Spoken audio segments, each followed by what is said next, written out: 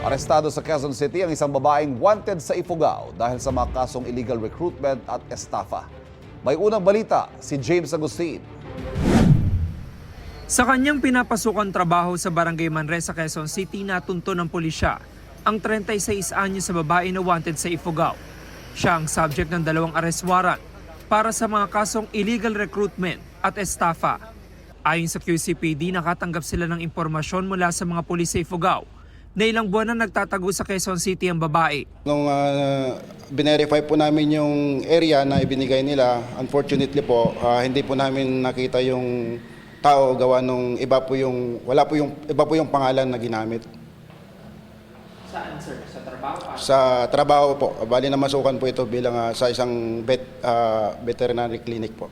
Nung bandang huli po, umamin din po siya. March 2024 na maisampa ang mga kaso laban sa babae at 4 na iba pa. Inilabas ang arrest warrant matapos ang 2 buwan. Base po dun sa binigay na info sa amin, sir, nagre-recruit po sila ng mga gustong pumunta ng abroad. But pag nakuha na po yung pera, hindi po natutuloy yung usapan. Hindi namin nakuna ng pahayag ang babae na ibiniyahe pa Ifugao para sa return of warrant. Ito ang unang balita. James Agustin para sa GMA Integrated News.